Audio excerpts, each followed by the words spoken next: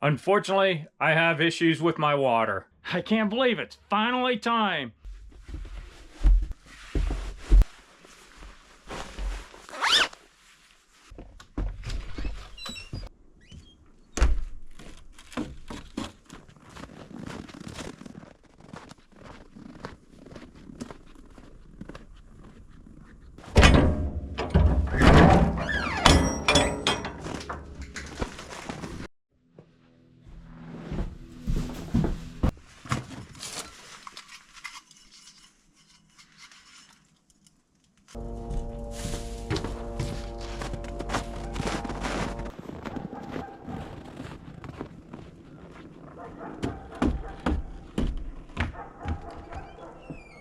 Welcome to my Alaska. Today we're working on getting the shower hooked up. By the end of the video, we're gonna have running water to this cabin. So make sure you watch to the end. The first thing I need to do is plumb this wall. And in order for me to plumb this wall, I need to put a board in that goes between the two floor joists up there and connects the wall into that. Because right now, the top of the wall is leaning about a ½ inch further out than the bottom of the wall. So let's get this put in.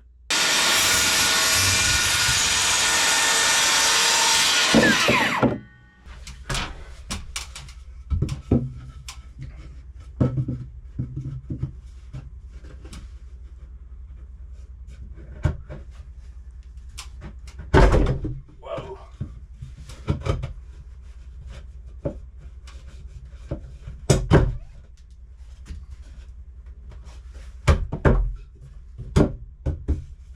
There. Just fits.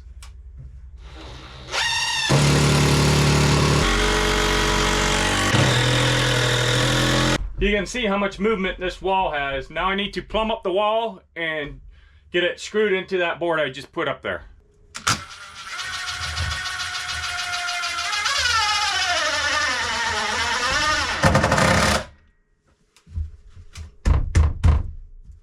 That's not going anywhere.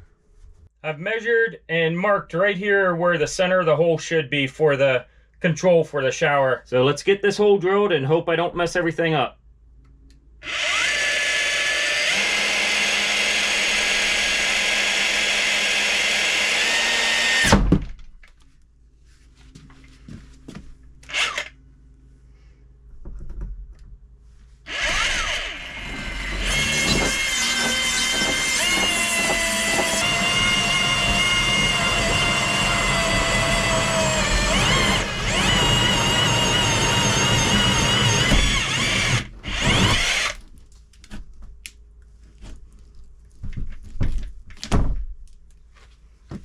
Got it.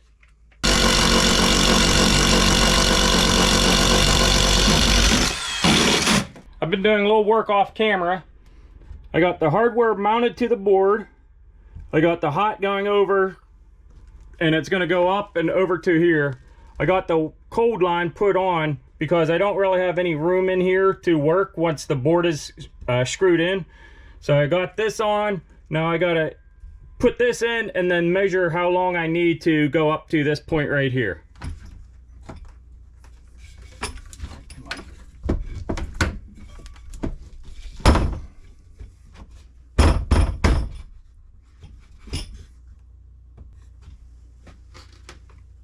Now I want to put a couple screws in this board to hold it where it should go.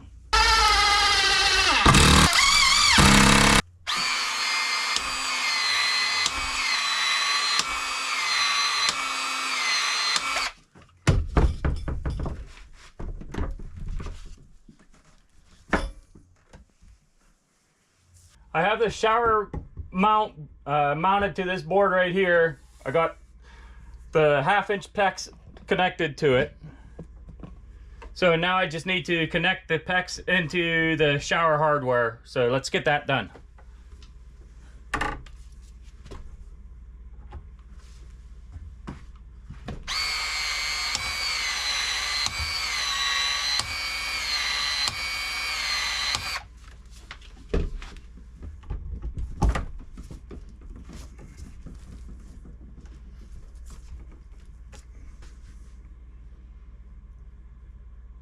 think I might have cut it just maybe a 1/16 too short, but it's gonna have to work.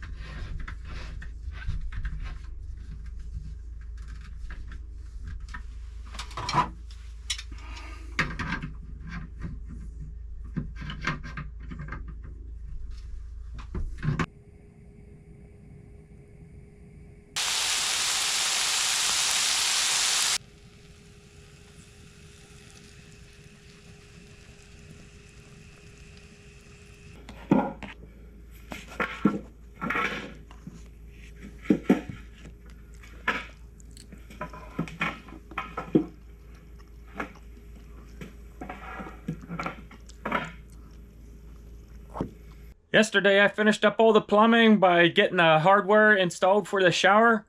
Now today, it's time to move on to doing the electrical.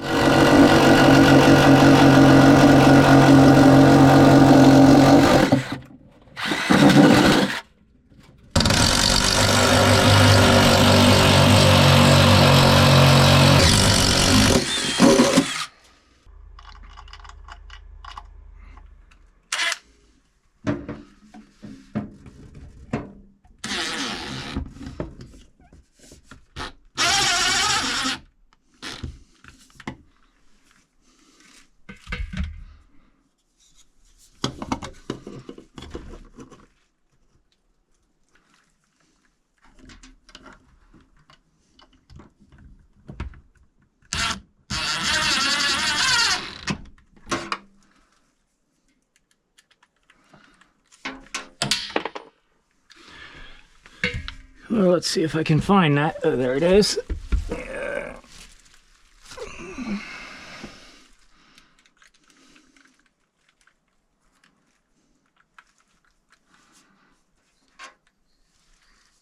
How can I get this in there?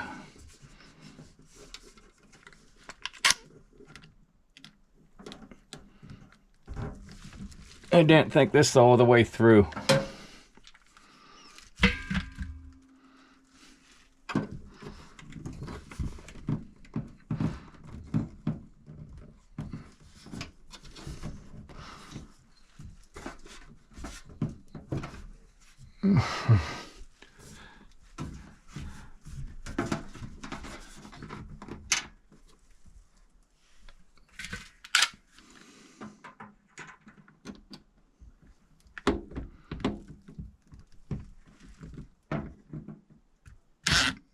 Got it.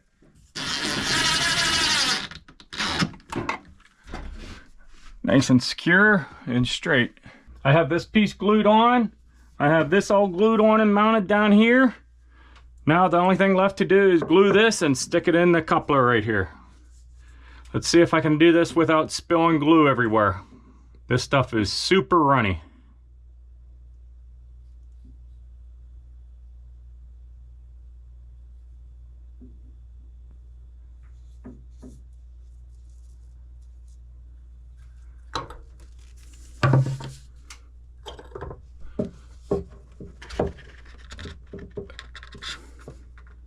Got it.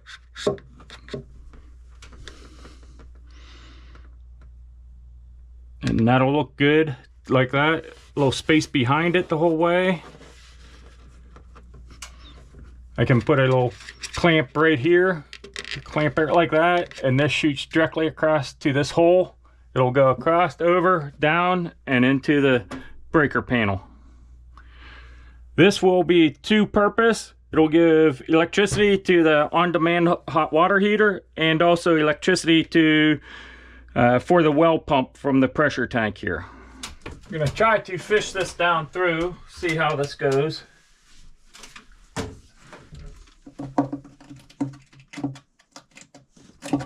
Come on.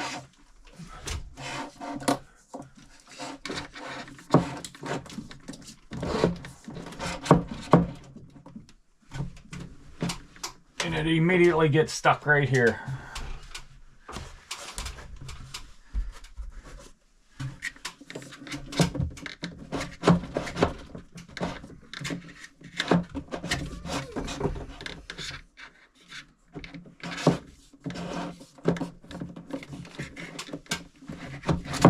Why is it getting stuck right there? It's all the way up in. It shouldn't be.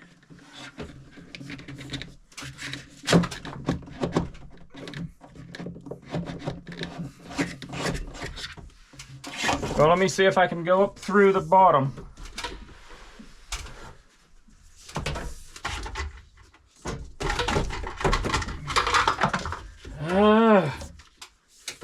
Everything has to be difficult in my world.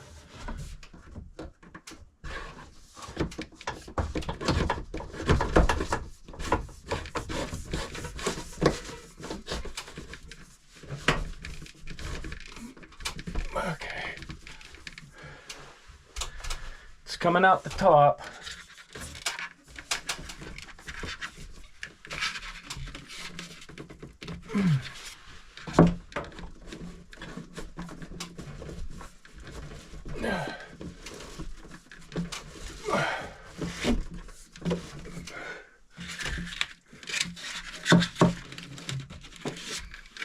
This is not going to be fun.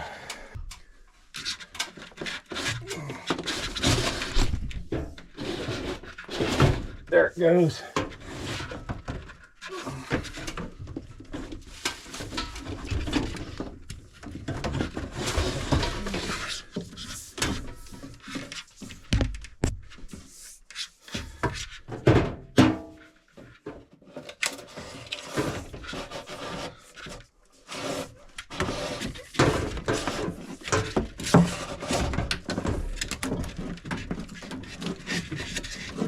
So I have come down and you can see I got 2 to 3 feet extra. So that's definitely more than enough if I have to go around to the other side or anything with one of the wires. I have the outlet wired up, so this will be hot coming out. I still have this to do over here, and I still have all this to hook in down there.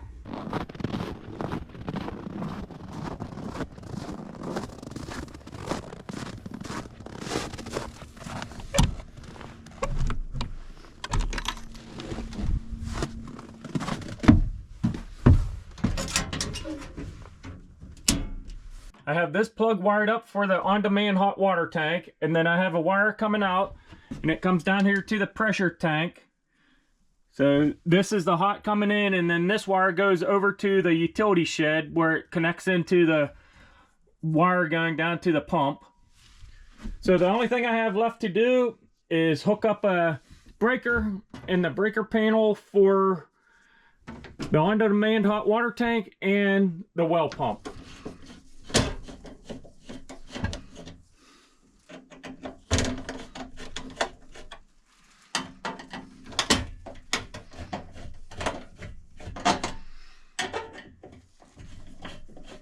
I have my tester. Let's make sure everything's off.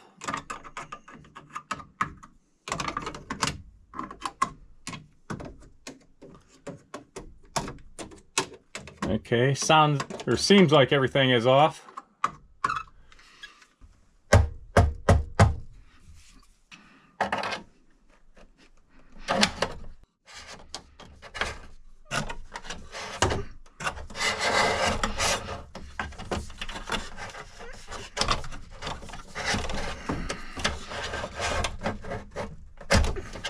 I have the wire coming down. I need to get the wire mounting brackets to nail this to the wood.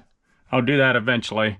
Comes in, then I got it all wired up to this top breaker right here. And I believe that's all seated. So let's turn the electric back on and confirm everything works. The heater turned back on.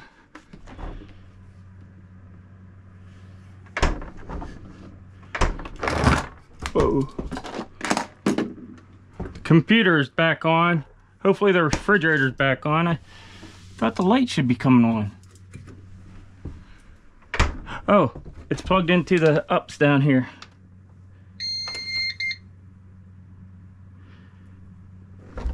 Okay, That's back on, and the ups isn't beeping. So let's test this out.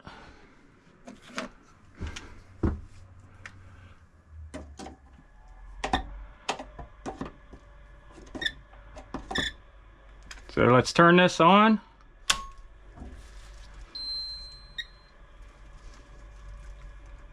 And that has power, so we're gonna turn it back off and wait because I don't have this hooked up and there's no water. So that's good that this came on. The next day.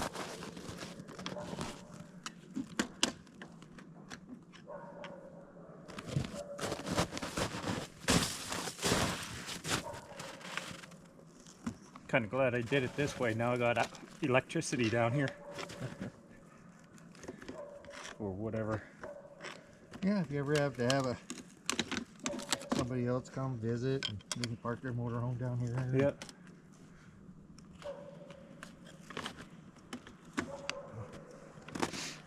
Almost there.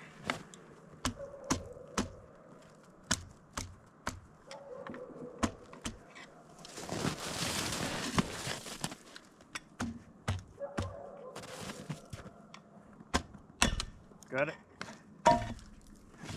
There we go. That's what we wanted. Okay. This part.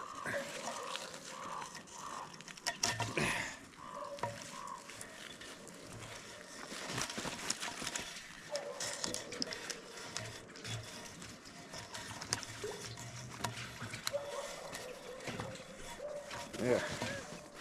That's more than good.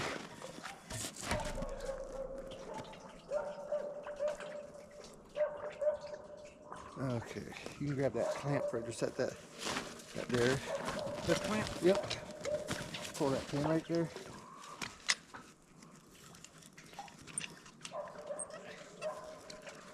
Okay. Put it around the pipe. Right there. Alright. Does this go all the way down? Yep. Alright. Go ahead and loosen it up. Might as well take it all the way out. Taking the whole thing out? Yeah, grab that other end right there. Yep.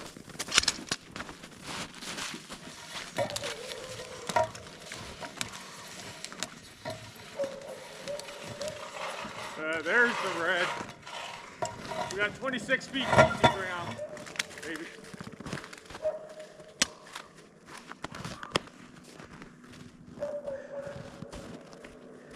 Alright. Take a look at how much algae, iron algae is on this.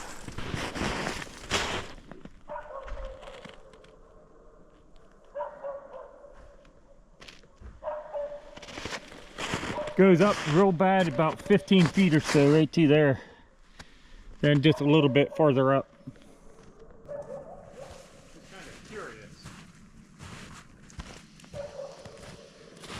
Oop, there's 23 feet right there. Right at that tape.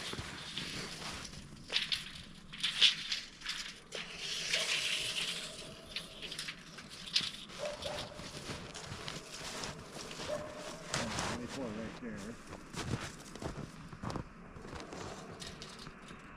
That's 13. 37. Yeah, so That's not bad. It keeps it. He got it from bottom, so this is a 40-foot well. He got 5 foot from bottom there. Yeah, he drilled down 41, 42 feet, and then said he put the sand screen in that would add another couple feet onto it. Yeah, so when they to the tip of the sand screen. So normally when they drilled the well, they put a sand screen in, and they got that casing down there where the bottom of it, the well shoe is. And then when they get ready to expose the aquifer to the screen, they wrap a cable around the well casing, and they drag it up. It's a 5-foot screen, so they expose 4 feet of it. Okay. Yeah, that's right. So about what he put it in.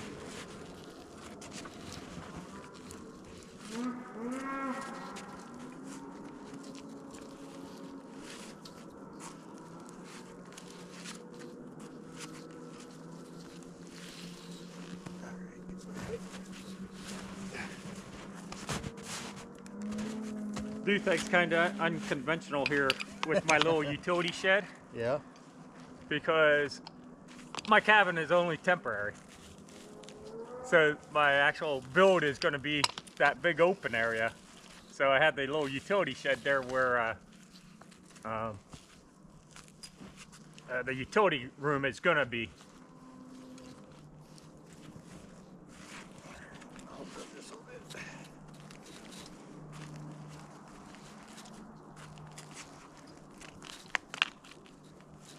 Yeah, my son's gonna be. He's gonna be bummed that he's not out here doing this. Why is that? Because he was. If you go back out there, Dad, let me know.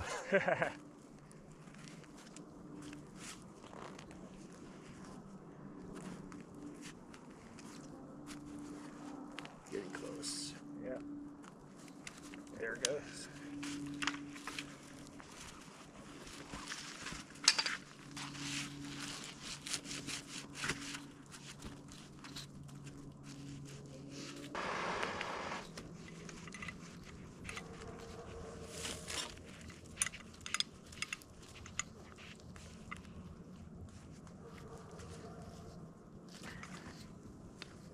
If you could hold that right there.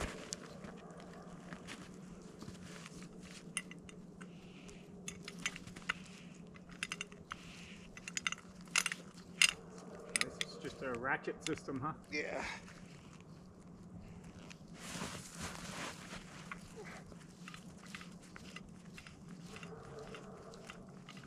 They make a battery pack. What I've been trying to get.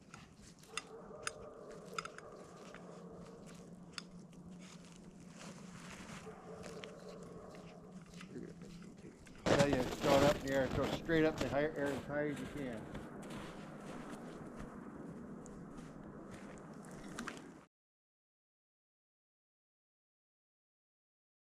I can't believe it's finally time.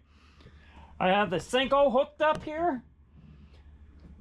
I have everything in here all hooked up. I have it all, I put a breaker in here. I have the shower hardware. That's all hooked up. And the spout up there. Griffin Pumps came and he hooked up the pump into the pitless adapter. Everything's done in the utility shed. The only thing left to do is turn the breaker on. So let's do that and hope I don't have any major leaks. So right here's the breaker. Let's turn it on and see what happens.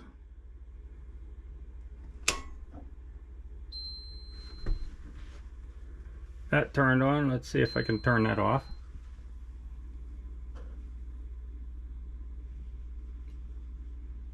I don't hear anything, which I think is a good sign. But then again, I have everything turned off, so let's turn these two valves on. And this one back over here. Okay, I got this valve turned on, that one back there turned on, and this one turned on. And when I turned this on, it did a big air release.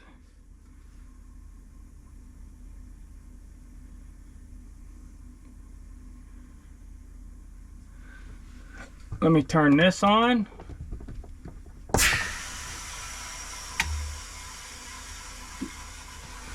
Sounds like water's coming.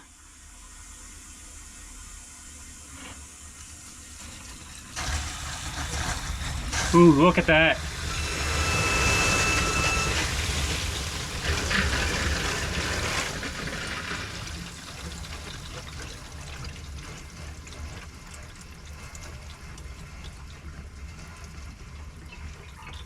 Uh-oh. I got a leak right here.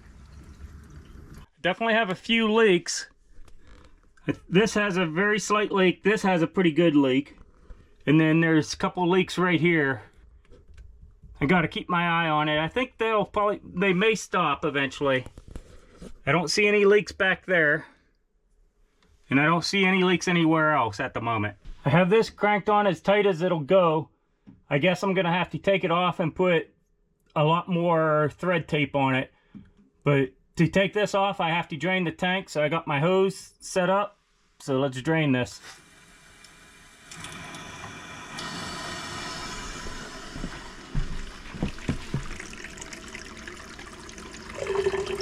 I have the drain valve tightened up right here. And then I also tightened these two up just a hair. There was a real slow leak, at least on this top one. So I got that tightened up a little bit also. Let's turn everything back on and see what happens.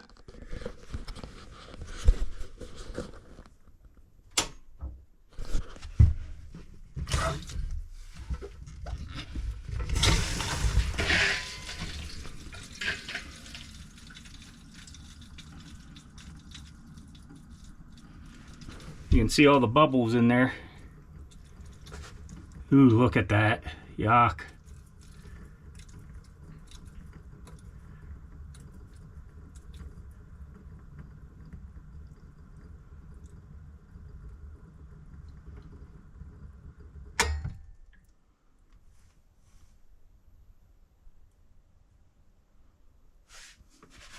Looks like this still has a super slow leak right here.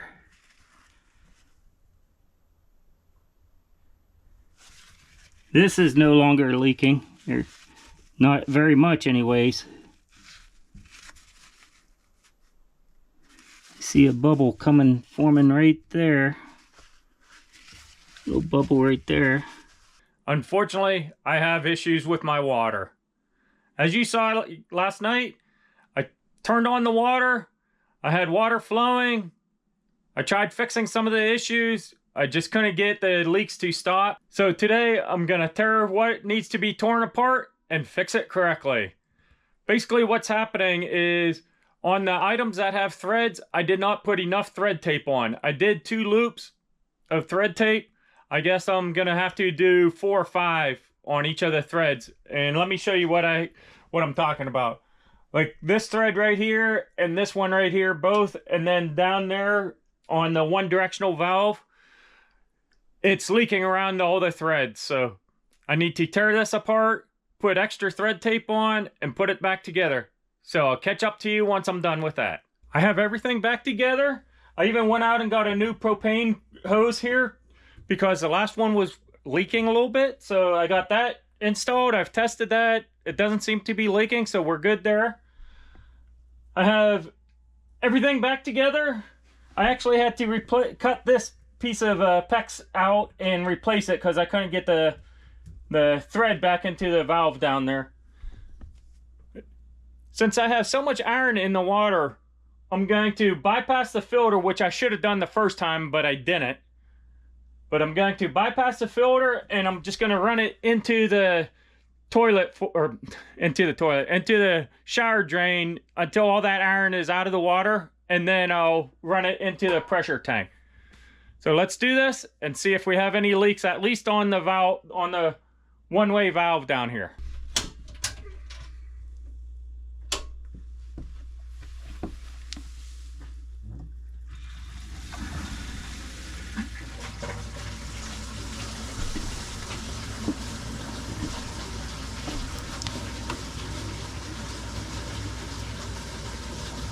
Okay, I see nothing on the valve here leaking. Nothing down here leaking yet.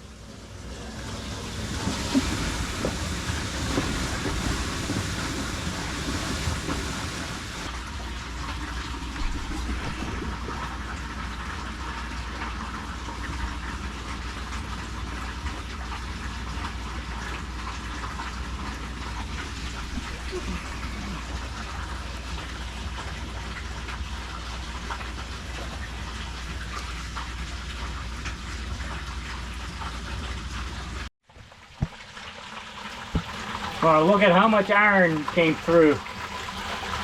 Yuck.